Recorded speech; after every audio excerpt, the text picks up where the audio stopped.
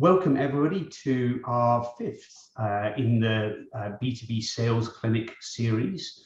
It's a 30-minute webinar with myself, Richard Forrest, and with Ingrid Maynard, who is the Managing Director and founder of The Sales Doctor. Hi Ingrid, it's lovely to see you as always.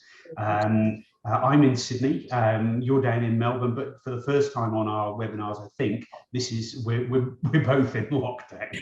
We're both experiencing lockdown in the different states, but lovely to see you as always. Yeah, you too, Richard. Thank you. So today, what we're talking about is really, I guess, summed up by it's the new financial year. Sales leaders, sales departments, sales teams being put under more pressure than ever before. The market's disrupted, not only right now because of lockdown, but with companies searching to get back to above their 2019 levels. Yeah. There's the market disrupted. There's a talent shortage. Clearly, it's harder to find staff, very low unemployment. And you know, organizations are saying we've got to get to above 2019, but you're going to have to do it with limited resources. So there's a lot happening, and the market is not the same as it was in 2019. So what we wanted to do was to talk about some of the pressures, but also to look at strategies and mindsets to help you if you're a sales leader or if you're a salesperson, with how do you manage that situation, the pressure that comes from it, and how to find the results you're looking for in the new financial year. So really, I think we should just dive straight in. And if anybody has any questions for Ingrid or for myself, please just put them into the chat at the side and we'll answer those as we go, if we can. And so Ingrid, if I may, I'm going to start with you. But before I do, I'm going to say, how are you? And nice to see you. How is everything down in Victoria? Oh, look, well, you know, it's a very interesting time, isn't it? And so I know, imagine having that in common. Yeah, You know, yeah, I know. We have lots of other things in common, like we're going on a holiday, Richard, but at the moment we're in lockdown. Look, I'm very well, thank you, and you know, just really making sure that I'm doing what I can to support lots of business people right now. Yeah, I think you made a really interesting comment when we were just chatting a minute ago about the fact that both you and I are in a situation where, because we work with multiple organizations, we see trends happening across sales. Often as a salesperson or as a sales leader, you only see what's happening in your organization. It's very easy to think, well, it's just my organization, it's just the way it is. But actually, there are some trends happening outside of that. So I suppose, given where we are at the moment, what do you see as the pressures that sales leaders are experiencing now that we're into the new financial year? Yeah, there's a number of them, Richard, and you know, we've kind of, your introduction was excellent in kind of painting the context for, you know, the questions that you and I formulated you know, in response to what we're noticing with our own clients and the clients of our clients. So, you know, this year, I think sales leaders are the ones that are feeling everything, because that pressure's coming from top down and bottom up. So they're feeling it from their teams, because their teams are trying to navigate this new market, this new world. They're looking to their sales leaders for direction, for certainty, for strategy, to be their coach, to be their almost their emotional and psychological well-being mentor. But also to give them some very real and practical tools to use in this new market. So there's that pressure. Then they've got the top-down pressure, which is, you know, you're leading the recovery. The buck stops with you, and because we had a soft year budget-wise last year, because most businesses really gave their sales teams a year off, essentially off targets, because I think the assumption was and no one has a crystal ball, but the assumption was that last year was an anomaly, and this year will all be back to normal, more or less. And so, the fact that we're nowhere near that makes it very difficult. So you've got sales leaders that are leading sales teams, trying to drive 2019 plus targets in a very non-2019 year, coupled with the fact that they can't find the people that they need with the experience or skill sets that they need in order to do that, which, say 2 years ago, you just recruit in that experience and then you'd train them up on your business. So there's that lag, in being able to achieve those targets. You've also got the fact that you're recruiting, you're onboarding, and you're managing people totally remotely. So there's a whole new set of skills that needs to happen, needs to be present for sales leaders there too. And, then let's just say all of that, you've got it sorted. Then you've got the customers of customers and all of the behavior that's going on there. So, for some of them, they're trying to find their feet, they're falling over. And so you've got to kind of be aware of where that new opportunity is going to come. Yeah, it's really, really, really true, I think, across businesses at the moment. And I'm going to ask you probably the toughest question, I think, that I can, which is, and I know that you don't have a crystal ball in any way, but how can businesses and sales leaders achieve their 2019 targets or above that when there's a talent or a skill shortage across Australia?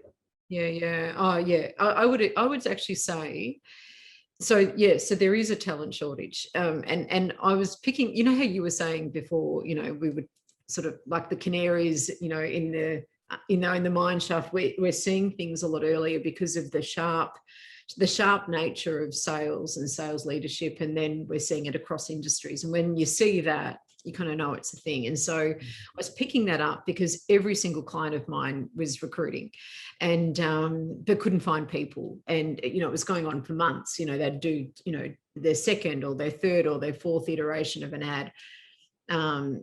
And then I found from the ABS that, actually those stats across the board are that, I think there's about a 25% of companies can't find people with the right experience and skills. And then you take that right up for mid to large organizations, 43 and 46% respectively there. I would say it's even worse than that in sales. So I think you've got so much going on. So I would say that there's a negative recruitment market, which means that you lose someone or you get rid of somebody who's not up to speed or who's not willing to do what they need to do now in order to achieve the targets that they need to achieve. And you're going to have to wait even longer. And so, like I was saying before, you've got all of that lag of lost revenue opportunity as you try to get that person up to speed. Now, that's just one person, and that's usually going to be up to the sales leader to do, in amongst the fact that they've also got to look after the rest of their team members. And they've got to lead the charge, and that they're directly responsible upstream. So you've now got sales leaders who need to be really good at recruitment, need to be thinking outside of the box about where I'm going to find talent, because just putting an ad on LinkedIn or Seek isn't going to cut it anymore. So networks become even more critical. And if you haven't got an established network, it makes it really tricky to kind of go out and have those conversations to find that. But then they also need different skills. So sales leaders in the past have possibly gotten away with just being good managers, being good at reading a dashboard and identifying where they need to target their focus to get the most out of their teams. They're good drivers of pipeline, but now they need more than that. So they also need to be almost entrepreneurs in creating and realizing opportunity, being able to take that back into their businesses to be able to influence there. And then for their team members in a talent shortage or a skills shortage, they need to be better at coaching You know, that's a unique set of skills that a lot of sales leaders don't have in developing the talent that they have. Because usually when you do in this market, what I've found is that you've got people coming in, but they're usually not quite at the level that they need to be. So you're going to have to skill them up to be that in order to perform at that level, because you can't find people. And then on top, that's one part. But then, you know, you and I were talking before too about the importance of really strong process, because you can't just skill someone up and expect them to then be able to do what they do on their own. You need to support that with different processes. And, you know, those sales leaders need to be really strong advocates to support their people, you know, internally as well. I think it's a really interesting point you made about the processes, because the companies that succeed, I think, are always the ones that have really strong processes. And sometimes sales isn't looked at as a process-centric department, but actually the processes have become really important right now. From with meetings moving online, what's the process to make sure that those meetings go ahead and that they don't fall over for some reason, and all the way through. It's easy to focus on things are really tough, but on the positive side, what are the opportunities, do you think, that that exist with this challenge, with the current challenges and situations? Yeah, I actually think that, you know, any kind of change, look, it's daunting, and I'm not downplaying the very real fear and uncertainty that exists for a lot of businesses, particularly in Melbourne, coming off the back of what have we had in 12 days last year, where, you know, for a lot of businesses that almost finished them off. And I think that, you know, this last lockdown's been very, very difficult.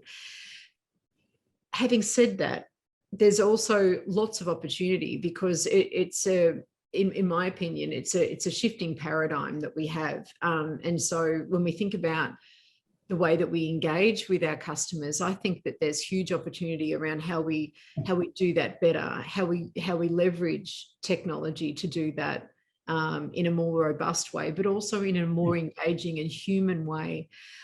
Sometimes when we hear the word process, we think, oh, that means non-human.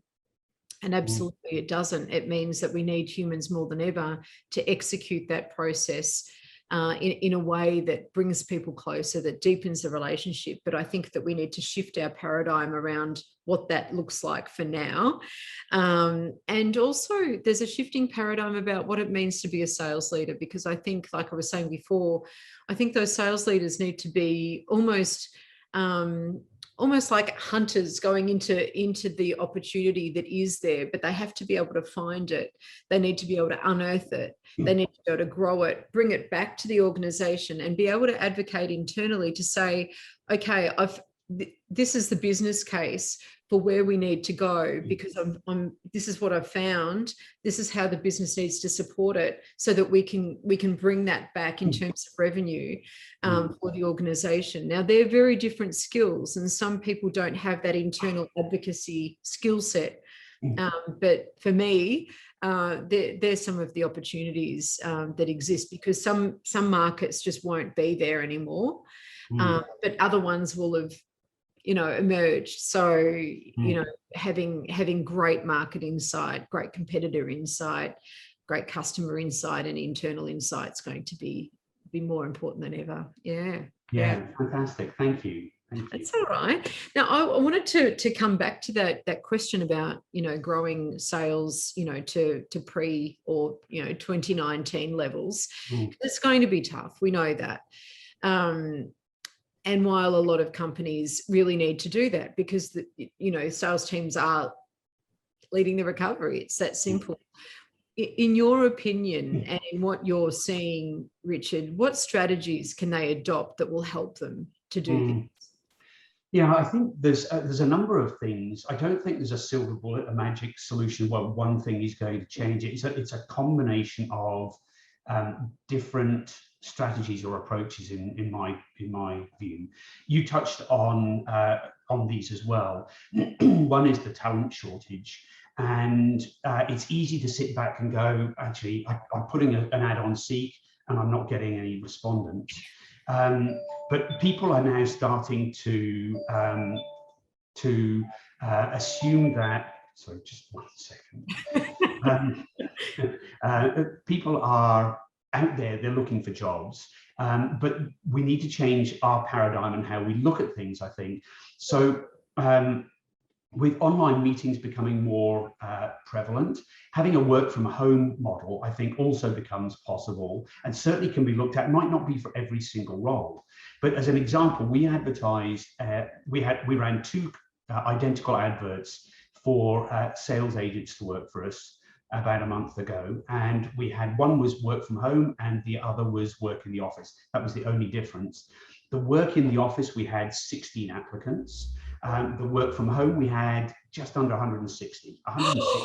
So it's a much bigger pool of people. So I think moving to work from home in many areas will open up that talent pool. But it's not as simple as, oh, I'll just get people working from home. Coming back to something we talked about earlier, which is the process. You have to have a process for that person to follow, and you have to have the role defined correctly for them to be able to work effectively from home. But assuming that you can do that, work from home, I think, is one strategy which really will open up the talent pool, or address the talent pool issue. Yeah. And the other thing is, the other one is it's maybe not a strategy, maybe it's a mindset, but I think of it as a strategy, is just not to be distracted by what's happening out in the market. It's very easy to say, well, Victoria's closed down, New South Wales has closed down, the rest of the world is opening up and closing down. It's going to be with us for a while. I think it's really important not to be distracted by that, and to focus back in on the thing that, or the things that will drive sales, and that is activity primarily, and making sure that that activity continues day after day after day, regardless of what's happening out in the market. If you get the right activity happening and it's consistent day after day, you will get the results that you want. And the activity will vary from organization to organization. You may need to divide teams into different, or your sales team into different teams, so that they're focusing on different types of activity. And then think about looking at the different markets that you've got. So you've got, by that, what I mean is you've got new sales, so you're going after new sales, but you've also got, and I always talk about this, you've got other markets as well. You've got existing customers. They can be the large accounts who are getting serviced a lot, but also they can be the smaller accounts which aren't getting serviced much, who actually, they're quite nimble. So if you talk to that market, they might be interested in an upsell or cross-sell opportunity and make a decision quickly. You've also got dormant accounts. So it's not just about winning new business, it's about retaining existing business, growing those accounts, and going back to clients who were clients and who aren't using you now, to bring more business in, and having consistent activity in all of those different markets. There's also then looking at the different channels that you approach the market with, partnerships, prospecting, talking to existing customers, referrals, all of those things. And making sure that sales and marketing are really working well together. I think you touched on this earlier. It will take time for opportunities to come through the sales funnel, but if you're taking the activity consistently, you're starting today, it will really yield results down the track, and give you opportunities that are sitting there waiting to come to you. You've just got to have the activity to drive it. Oh, Richard, you just so much in there. I mean, I hope the people that are watching this were taking notes, because it was just gem after gem after gem of really practical things that people, salespeople can do. But the thing that it comes back to is really, like you said before, that just taking right action consistently every day, and just not getting distracted by the noise that's out there. I I also really appreciate the fact that you said about, you know, sales and marketing working closely together or more closely together, because I think that that sales enablement that marketing brings is really important. And you know, you mentioned the power of prospecting. I know you're underplaying that because you don't want to kind of talk about your own wheelhouse too much, but you know, that couldn't be more more important than it is right now. Yes, I think, yes, you're absolutely right. Getting out and talking to people in that way. Yeah, yeah, absolutely. So as well as strategies, you know, you mentioned before about the mental shifts. What mental shifts do sales managers need to make? And, you know, what do they need to rethink? Well, look, I don't mean to be the seer of all things, but I think it's very easy for us to get bogged down with what's happening in our world around us, because we're focusing on what's happening. I think it's so important to take a step back and look at the world today and understand that the lockdown that Victoria, New South Wales, or Sydney, Greater Sydney, and Greater Melbourne are in, they're going to keep happening. They're going to keep happening across the country. And therefore, rather than being blindsided by them or put off by them, accepting that that's going to happen and be prepared to them, be prepared for them, and not shutting up shop. Now, in the B2B space, I think that's easier than B2C. But it's important, I think, to remember there are always people out there who have a need for your product or service, even in lockdown, even at Christmas. It doesn't matter when it is, there are still people out there who have a need for your service. And so the most important thing is to have a mindset that we have to keep selling. Regardless of what's going on around us, we have to keep selling. So with the salespeople, when they're getting down and frustrated about, oh, it's so much harder because it's in lockdown, don't let them give up. Keep them motivated. Keep them pushing through, because they can do one of two things. They can give up or they can keep going. If you give up, then you get nothing from it. If you keep going, it may be tough, and it will be tough, but you will get results at the end if you're, again, coming back to that activity. And if you think about it, if you've got competitors in the market, if they're out in the market, you need to be out there too. And if they're not out in the market because they're thinking, actually, it's too hard to sell right now, you get a great advantage. And you're talking to people today who are going to buy tomorrow. It's not an instant sale, but you're building that sales funnel and you're doing it all the time. The other thing is, and this is a bit of a thing of mine, I suppose, is Christmas. Typically, especially in Australia, we tend to slow down from mid-December through to maybe mid-January, end of January. Yeah. And that's a whole month of the year. How can you use that to be in the market and selling and prospecting and driving new business and talking to existing customers in that period, instead of going, you know what, the sales team's having a rest, I'm having a rest, we can't actually sell at this time. Yeah. You do that, you're going to get, what, 9% of the year back, something like that, by continuing your sales activity. We know from our work that there are people out there. You have to make more phone calls to have conversations, but it's a great time to talk to prospects. But again, taking the mindset of every single business day, even other than maybe public holidays and weekends, but every business day is a day that we can be selling, and having the mindset that our activity continues every single day, and looking at them as a selling opportunity, not writing off part of a week, part of a month, part of the year, is a really important mindset, I think, for the current environment.